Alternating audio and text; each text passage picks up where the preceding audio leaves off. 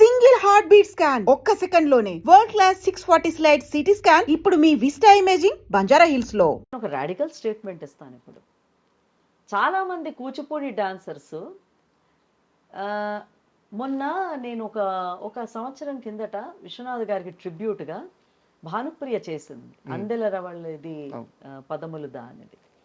ఆ పాటకి మా వాళ్ళ మీద, మా స్టూడెంట్స్ మీద డాన్స్ కొరియోగ్రాఫ్ చేసి చాలా ప్రదర్శనలు ఇచ్చారు.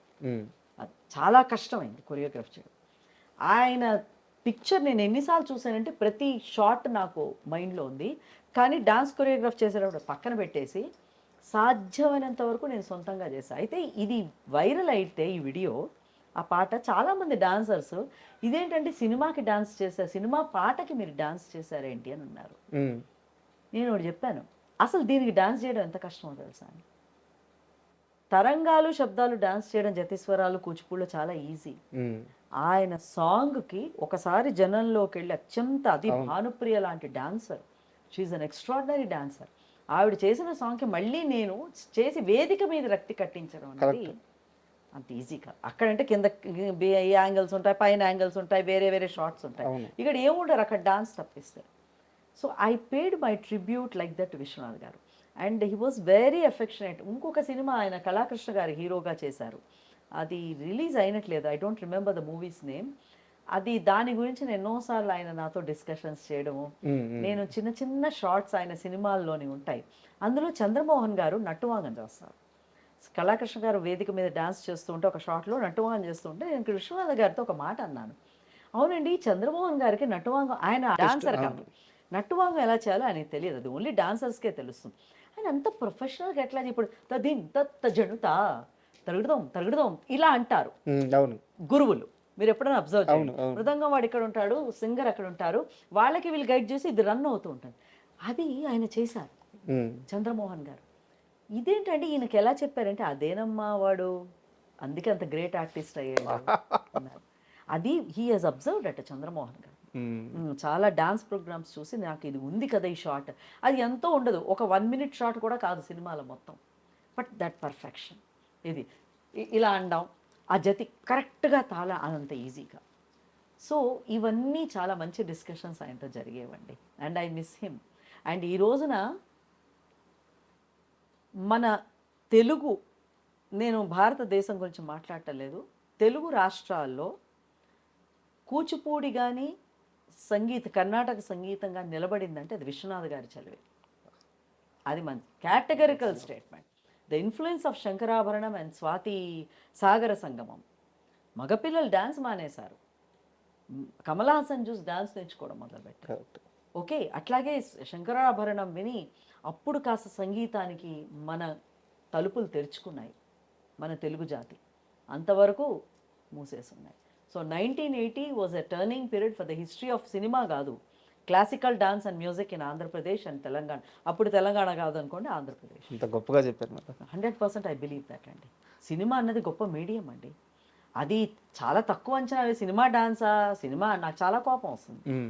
చాలా గొప్ప సంగీతాలండి అవన్నీ.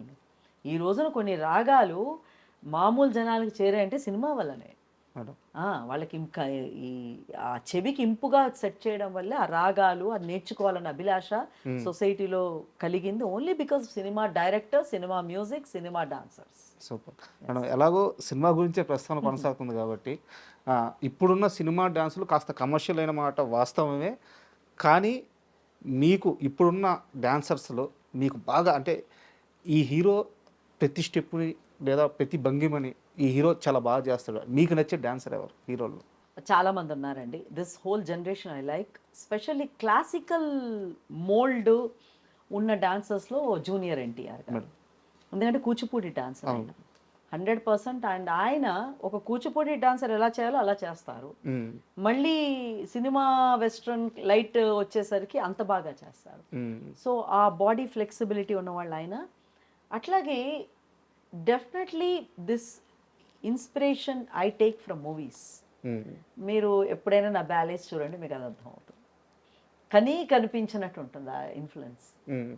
ఇప్పుడు Allu Arjun Pushpa, that's an influence. ఆ వాక్, ఇలాగా షోల్డర్ ఎత్తి పెట్టుకున్న వాక్ అది ఒక దాంట్లో నేను పెట్టాను. అవునా? క్లాసికల్లో పెట్టా, మ్మ్. Nobody could recognize. మ్మ్. అట్లాగే రామ్ చరణ్ తేజ, మ్మ్. ఆయన రంగస్థల, మ్మ్. వీళ్ళు ఎక్స్ట్రాడినరీ ఆర్టిస్టులు అండి. వీళ్ళందరూ ఏమన్నా చేయగలిగే కెపాసిటీ ఉన్నవాళ్ళు. అండ్ డెఫినెట్లీ ఈ జనరేషన్తో పోల్చుకుంటే వాళ్ళు నా ఇన్స్పిరేషన్ అని చెప్తాను నేను. డెఫినెట్.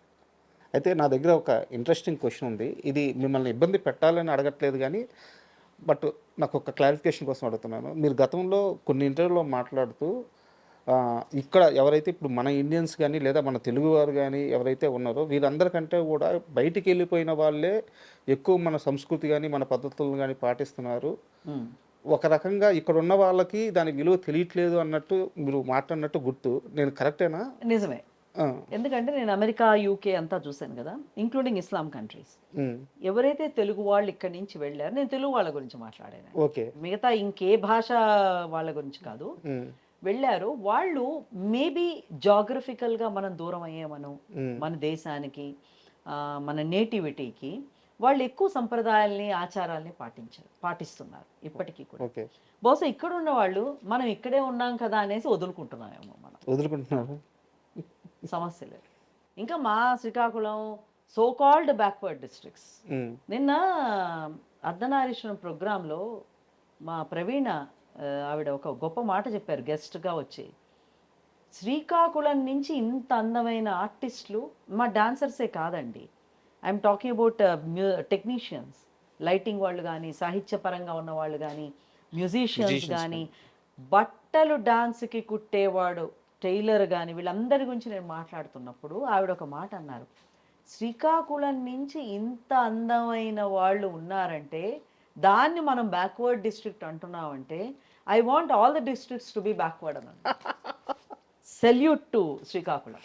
ఎస్, ఎందుకంటే అంత గొప్ప, అది ఊరికే ఆర్థిక పరంగా కొంత అసమానతలు అంటూ ఏ డిస్ట్రిక్ట్కైనా ఉంటాయండి. హిస్టారికల్గా కొంచెం వెనకబాటుతనం ఉండొచ్చు, తప్పులేదు. మనం 24 గంటలు బ్యాక్వర్డ్ అని కూర్చుంటే ఎప్పటికీ అది ఫార్వర్డ్ అవుతుంది. అది ఫార్వర్డే, మనం బ్యాక్వర్డ్ చేస్తున్నాం. So I believe that Telugu వాళ్ళకి తెలుగు తన నుంచి కొంచెం దూరం అవుతున్నారు, అది మాత్రం ఉంది 100%. మేడం, అంటే ఈ ప్రశ్న మిమ్మల్ని చాలామంది అడిగి ఉండొచ్చు, మీరు చెప్పుండొచ్చు, బట్ నేను నా క్లారిఫికేషన్ కోసం, మా ఆడియన్స్ కోసం అడుగుతున్నాను. స్వాతి సోమనాథ్ అనగానే ఒక నిండుతనం, ఒక చీరకట్టు, ఒక అమ్మవారిలాగా నిండుతనంగా ఆ బొట్టు, సో ఈ లుక్ మెయింటైన్ చేయడానికి ప్రధానమైన కారణం ఏంటి? మీరు ఎక్కడ చూసినా ఇలాగే కనిపిస్తారు, ఇంత నిండుతనంగానే కనిపిస్తారు. ప్రధాన కారణం ఏం లేదు, మీరు నమ్మినా నమ్మకపోయినా ఇంటర్లోనే ఇంత పెద్ద బొట్టు పెట్టుకుని కాలేజ్కి వెళ్ళాను, Kasturba Gandhi college, Marredpally. I don't know అది ఎందుకు అలా వచ్చిందో తెలియదు, మేబీ పూర్వజన్మ సంస్కారం ఏమో. కానీ మా ఇంట్లో కానీ బయట కానీ ఫ్రెండ్స్ కానీ ఎవ్వరు కూడా నువ్వు ఇలా ఉండాలి అని చెప్పాల మేడం, ఆటోమేటిక్గా న్యాచురల్గా వచ్చింది, దానికి పెద్ద కారణం అంటూ ఏం లేదు. బట్ ఇప్పుడు నేను ఇంకో విధంగా కూడా కనిపించడానికి ఇష్టపడను, because not only my identity, I like to be like this.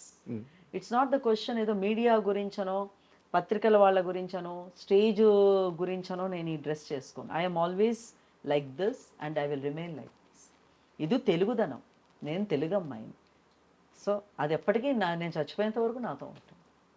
And Swathi Somnath ఈ మొత్తం ప్రయాణంలో ద్రౌపది పాత్ర మీద మీరు కళారూపం, నృత్య రూపం ఇచ్చారు. ద్రౌపది నా కామసూత్ర తర్వాత ద్రౌపది మేజర్ బ్యాలే నాకు. అయితే ఆ పాత్రకి మీరు అంటే ఆ ప్రదర్శన అయిపోయిన తర్వాత కూడా ద్రౌపది పాత్రకి, ఆ క్యారెక్టర్కి మీరు చాలా దగ్గర అయిపోయారు, దాని నుంచి బయటికి రావడానికి చాలా కాలం పట్టింది అని చెప్పి తెలిసింది, నిజమేనా? మొత్తం నా ప్రపంచ సాహిత్యంలోనే ద్రౌపది అంటే అత్యంత ఇష్టమైన నాయిక నాకు.